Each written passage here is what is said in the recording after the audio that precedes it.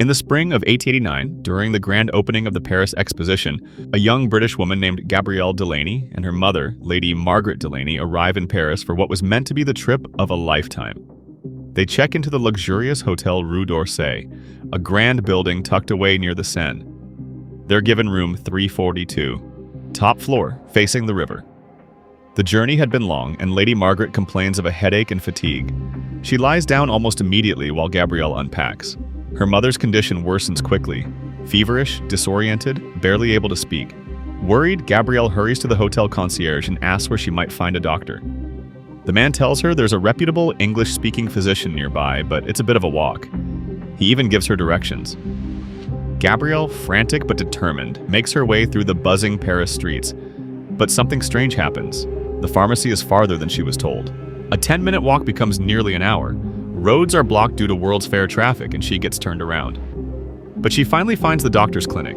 By the time she returns to the hotel, roughly an hour and a half later, everything has changed. She walks in, but the concierge who gave her directions now acts like he's never seen her before. She asks about her mother. The man tilts his head, confused. "Madam, we have no record of a Lady Delaney staying here." Gabrielle, stunned, insists, "Room 342. My mother is sick.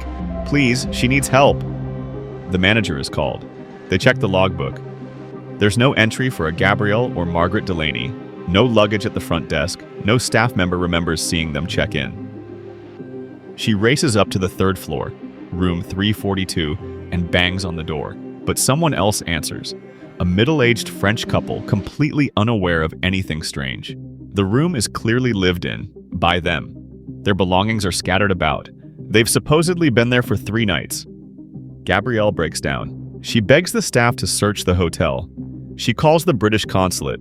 The police are summoned. But each time she's met with the same cold wall of confusion. There is no Lady Delaney. There is no room 342 under that name. There is no mistake.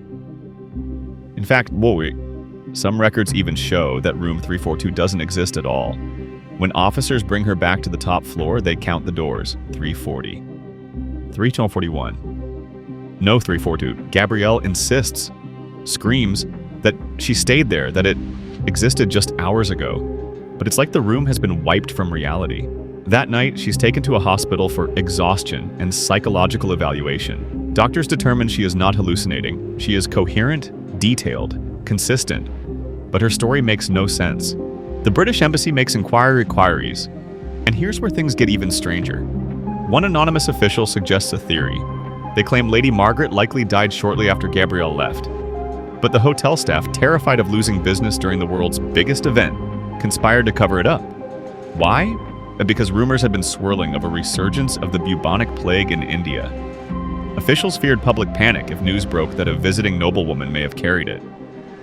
So the hotel allegedly removed the body, burned all belongings, changed the room number, erased the entry from the ledger, and denied everything.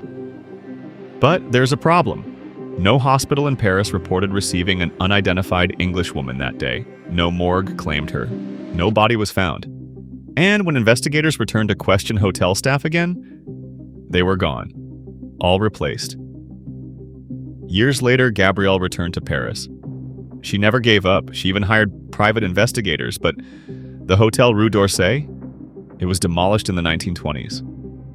Room 342, if it ever existed, was buried with it.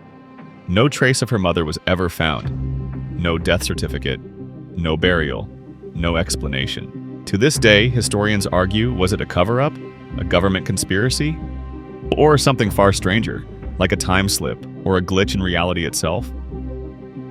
All we know is this: Gabrielle Delaney lived the rest of her life trying to prove her mother had ever existed. But history, records, and reality itself seemed determined to say otherwise. And the woman who vanished from room 342 remains one of the creepiest unsolved disappearances in Parisian history.